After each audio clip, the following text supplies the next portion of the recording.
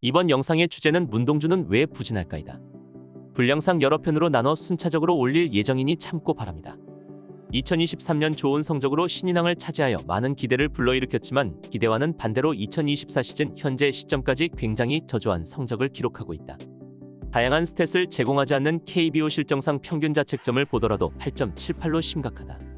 문동주가 기존에 구사하는 포심, 슬라이더, 커브를 모두 살펴볼 것이다.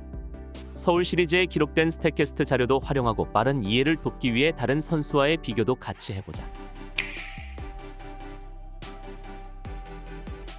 문동주가 심각한 성적을 기록하는 데 있어 가장 문제가 되는 것이 직구 이하 포심이다. 좀 더 직접적으로는 구속의 하락이 주된 요인이다. 지난해에 비해 스태티즈 기준으로 2.6km가 감소했는 것으로 나온다. 구단의 언급에 의하면 측정 방식의 차이로 이것보다 덜하다고 한다. 감안하여 2km 내외로 잡으면 적당할 것으로 보이고 다른 어느 선수보다 크게 작용된다고 볼 수 있다. 구속이 하락해도 성적에 지장이 없는 선수들도 많은데 왜 문동주는 크게 작용할 수밖에 없을까?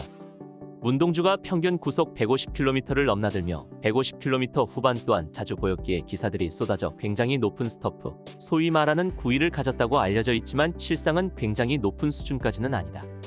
문동주와 박영현을 비교하며 설명하도록 한다. 서울 시리즈 국가대표 친선전에서 기록한 두 선수의 포심의 스토프를 이루는 요소와 수치들이다. 구속은 분명 문동주가 박영현에 비해 3마일 약 6.4km 앞서 있는데도 불구하고 대다수의 야구팬들은 박영현의 구위가 더 좋다고 한다.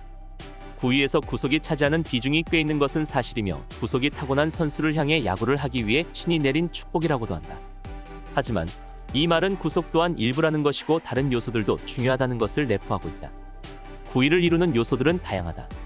위 자료와 같이 IVBHB를 포함한 무브먼트 지표, 구속, 회전수, 익스텐션을 포함한 투구폼 등이 있다. 그리고 당연히 각 요소들은 서로에게 영향을 주고 이것은 새로운 지표로 설명되기도 한다. 구속 이외에도 두 선수의 차이를 알아보자. 설명하기에 앞서 서울 시리즈 당시 측정 문제 의혹이 있었다. IBB라는 수치가 약간의 차이에도 3에서 4인치씩 튀는 경우가 생겨 해당 경기에서도 플러스 N이 됐다고 보는 시선이 많다. 이를 감안하여 대략적으로 계산 후 메이저리그에서 주로 사용하는 범위로 대체했다. IBB라는 것은 인듀스드 버티컬 브레이크로 투수가 공에 가한 회전으로 인해 발생된 수직 무브먼트의 정도를 나타내는 지표이다. 박영현의 수치는 엘리트라고 분류되는 수준의 수치를 충분히 뽑아낸 것에 반해 문동주는 평균 근처에서 형성됐다.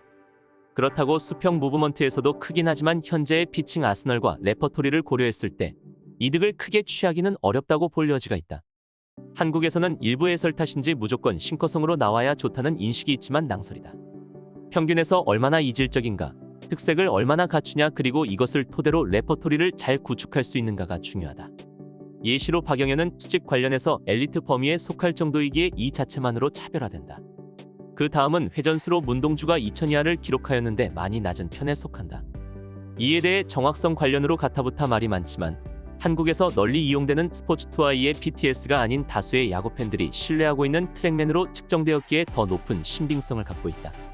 회전수는 구위에서 비중을 어느 정도 차지하는 편이고 무브먼트 지표들과 밀접한 연관이 있기 때문에 중요하다. 좋은 예시로 박영현의 많은 회전수가 높은 IBB를 만드는 데 있어 큰 역할을 하고 있다. 그리고 문동주가 높은 회전 효율을 갖고 있음에도 무브먼트의 총량이 크지 않은 것으로 보아 수치가 잘못 측정된 것은 아니다. 해당 리그의 평균 구속을 많이 웃돌수록 요구되는 회전수는 줄어든다. 문동주 또한 리그 평균 대비 압도적인 구속을 보유했기에 KBO로 한정한다면 회전수가 높을 필요성까지는 없다. 그렇다 보니 작년에는 전혀 문제시 되지 않았지만 올해는 비교적 구속이 낮게 나오는 공의 위험성이 수면 위로 드러났다고 볼 수 있다. 물론 이것이 절대적인 것은 아니며 섀도우 존만 공략 가능하다면 문제는 전혀 없다. 하지만 문동주가 빠른 구속을 통해 존안으로 우겨넣는 양공을 하기 때문에 일어나는 일이라 볼 수도 있다. 어린 나이부터 공략이 가능하기는 어렵기에 차차 나아질 것이며 부진의 직접적인 원인이라 보기보다는 또 한 번의 성적 상승을 이뤄내지 못한 이유에 가깝다고 볼 수 있다. 앞서 다양한 요소들이 서로 영향을 주고 이것이 새로운 지표로 설명되기도 한다 하였는데 그 지표가 바로 VAA이다. 대개 투수의 투구폼과 IBB의 높은 상관관계를 갖고 있다. VAA를 영상을 따로 만들어 상세히 설명하도록 하고 간단하게 투구가 홈플레이트의 수직으로 접근하는 각도이다. 좋은 예시로 오승환이 메이저리그 시절 VAA에 따른 이득을 잘 활용하였고 우수한 성적을 기록하는데 충분한 역할을 했다. 문동주는 -5.4, 박영현은 -3.6이라는 수치를 기록했다. RBB의 영향을 많이 받는 만큼 측정의 문제로 약간의 오차가 발생했지만 각 선수가 해당하는 범주를 바꿀 만큼은 아니기에 이 정도구나 느낌을 받아도 충분할 것이다. 위 자료는 VAA에 따른 헛스윙률 지표이다. 박영현은 마이너스 4.5 이상으로 이득을 크게 취할 수 있는 범위에서도 수치가 매우 뛰어나며 굉장히 높은 수준의 구위를 잘 나타내어주고 있다. 반면 문동주는 마이너스 5에서 마이너스 5.5 사이로 이득을 취하기 어려운 범위에 속해 있다. 수직, 수평 릴리스 포인트와 익스텐션도 앞에 지표들과 연관이 있어 간접적으로 설명이 되어졌기에 상세한 내용은 생략하고 박영현은 특색이 매우 짙고 높은 활용도가 보이지만 문동주는 박영현만큼 짙지는 않다. 이 내용까지 모두 시청하셨다면 비교 선수로 왜 박영현을 잡게 됐는지 충분히 이해가 되셨을 겁니다. 즉, 구위에서 여러 가지 요소들을 복합적으로 갖췄다기보다는 폭발적인 구속이 차지하는 비중이 크며 나머지 부족했던 부분들을 메워주고 있었다. 물론 모든 투수가 구속에 종속되지만 문동주는 의존도가 높다. 그렇기 때문에 구속의 하락이 보다 크게 작용할 수밖에 없다. 미래의 다른 요소들 또한 발전하여 부족한 부분을 보완할 수 있을지 모르나 현재로서 포심의 구속이 떨어지면 위험한 편이다. 이것이 포심에만 국한된 것이 아닌 변화구에도 지대한 영향을 끼치게 된다. 문동주의 슬라이더는 자이로성을 띠고 있지만 복나이대 원테인처럼 온전한 자이로 슬라이더라 하기에는 어려운 부분이 있다.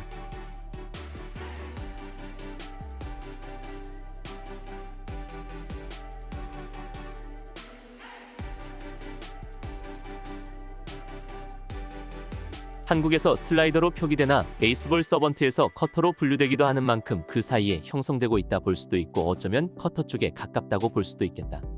브레이킹볼 분류 기준으로 이쯤이 아닐까 싶다. 퀄리티 자체만 놓고 본다면 평균 이상이기는 하나 포심에 종속되어 활용해야 하며 전성기 김광현처럼 단일로 타자들을 압도할 수 있는 퀄리티는 아니다. 이것은 올해 기준이 아닌 성적이 좋았던 작년 기준도 마찬가지이며 문동주의 경우 무브먼트보다는 구속으로 퀄리티를 높인 타입이다. 슬라이더를 논할 때 고속이 강조되는 변화구의 대표격이라 할 수 있다. 구속이 높기만 해도 어느 정도 특색을 갖출 수 있다는 것과 다르지 않다. 밸류 혹은 스케일 평가에서도 구속 반영이 높고 올해 구속이 많이 떨어졌지만 작년까지만 해도 평균 구속이 140km에 육박할 정도로 상당히 높았다. PTS를 고려한다면 140을 넘겼을지도 모른다. 높은 구속을 기반으로 존 안으로 우겨넣거나 존 밖으로 빠져나가는 방식에 가깝다. 즉, 폭발적인 포심 구속 아래에서 수혜를 받고 슬라이더 또한 압도적인 구속을 내어 타자들을 압박한 셈이다. 2024 시즌은 2023 시즌에 비해 포심의 구속도 떨어졌고 슬라이더는 훨씬 더 큰 폭으로 떨어졌다. 슬라이더가 피치 분류에서 구분하는 자이로 존에 약간 더 가까워졌기는 하나 다른 부분 요소들을 갖다고 상정했을 때 성적 상승으로 직결한다고 하기 매우 어렵다. 밸런스가 무너지면서 슬라이더 구속이 떨어졌는지 무브먼트를 개선하는 과정에서 떨어졌는지 아니면 이 두 개가 동시에 작용했는지는 선수와 코칭 스텝 이외에는 아직 알 수 없다. 허나 확실한 건 이 과정에서 하나의 매력이자 특색을 잃었지만 유의미한 무브먼트 개선이 없었다는 것이다. 슬라이더가 무기로서의 역할이 크게 축소됐다고 할 수 있으며 이는 실전에서 제한된 상황이 연출될 수 있음을 가리킨다. 게다가 투수를 늦게 시작한 탓에 조정 및 수정을 해나가야 하는 미완성인 상태다.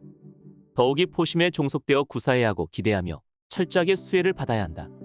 하지만 그렇지 못했기에 작년에 비해 결과물이 부족했다고 유추해 볼 수 있다. 커브에 관해 퀄리티는 떨어지나 활용을 잘한다는 의견이 덜어 있었고 신인왕을 받은 직후 지지하는 비율이 높아졌지만 다른 의견을 던지고 싶다. 퀄리티는 스태캐스트 지표를 활용해 살펴보더라도 부족하다고 평가할 부분은 찾기 어려우며 KBO 기준 60 스케일 이상 A급 구종으로 분류해도 무리가 없고 주력 구종 및 결정구 역할을 하기에도 충분하다. 오히려 활용 능력이 높은 편은 아니다. 콜스트라이크 확보라는 측면에서 아쉬운 부분이 존재하기에 활용을 잘한다고 볼 수는 없다. 하지만 하단부의 로케이션을 유의미하게 형성하며 결정구로도 잘 구사하기에 못한다고 할 수도 없다. 커브라는 구종이 타 구종 대비 콜스트라이크 확보에 유리한 부분이 있고 이것은 수치로도 증명이 되고 있다. 그래서 퀄리티가 높지 않더라도 잘 활용하는 투수들은 다양한 상황에서 콜스트라이크를 통해 자신에게 유리한 상황을 만들어 나가기도 한다.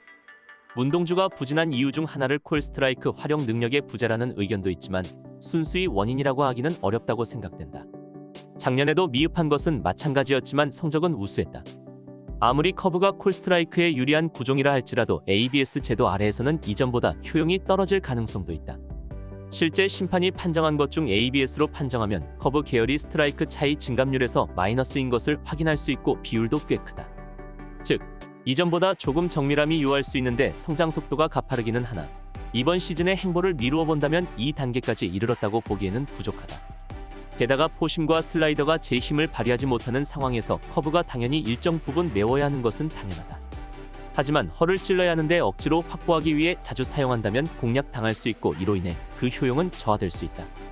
그리고 2023 시즌 포심과 슬라이더의 구속이 건재했을 때는 그 사이로 커브가 파고들어 콜스트라이크를 간간히 챙기는 모습도 있었기에 마냥 부재하다고 할 수 없고 미흡 정도라 보는 것이 타당하다. 문동주가 향후 S급 선수로 도약하기 위해 갖춰야 할 요소라고 보는 것이 옳다고 여겨진다. 포심과 연관해서 봐야 할 부분이 있다. 커브에서 중요한 조건 중 하나가 수직 로케이션 법칙이다. 문동주가 포심 로케이션을 상단에 형성하지 못해 커브가 같이 무너졌다라고 하는데 반은 맞고 반은 틀렸다라고 할 수 있다. 가장 이상적인 것은 미러링을 확보한 상태에서 하이 패스트볼, 로우 커브 조합이 맞지만 모든 투수가 항상 이렇게 챙기기는 어렵다. 그래서 연달아 던진 두 공이 유의미하게만 차이나면 되고 커브가 하단으로 들어왔다는 전제하에 중앙 이상에만 형성해도 괜찮다. 한가운데 양공을 하더라도 커브만 하단부에 제대로 형성이 된다면 유의미한 차이이기 때문에 수직 탄착군상 문제는 없다. 실제 메이저리그를 대표하는 투수인 벌랜더 또한 전성기라고 불리던 휴스턴 일기 때 포심을 복판에 넣고 커브의 로케이션을 정확히 보더라인에 형성되도록 했다. 수직 로케이션 자체의 문제보다는 로케이션을 제외한 구위의 문제라는 것이다. 즉, 가운데 양공을 해 버틸 수 있는 구위를 갖고 있냐 없냐가 중요하다. 4월까지 엄청나게 높은 반발력의 탱탱볼로 시합이 진행되어 요구되는 구위가 기하급수적으로 올라갔기에 복판에 던져 버티기 굉장히 힘들어졌고 조합을 짠 커브까지 영향이 갔다고 볼 수 있다. 커브는 충분히 좋은데 다른 구종들이 무너지면서 연쇄적으로 제 위력을 발휘하기에 상황이 제한됐다고 유추된다. 강속구 투수들에게 꼬리표처럼 따라다니는 팔꿈치 문제만 없다면 구속 회복도 어렵지는 않을 것이고 성적 반등도 금방 가능할 것입니다. 이 밖에 부진에 대한 여러 가지 요소들도 있고 방향성에 대한 문제라기보다는 의문도 있습니다. 구단의 의도인지 선수의 의도인지 무엇에 쫓기듯 굉장히 급해 보이는 모양새가 없지 않아 있는데 이것이 밸런스에 영향을 줘 악화된 것으로 보입니다. 다음 편에서는 이에 대해 다뤄보도록 하겠습니다.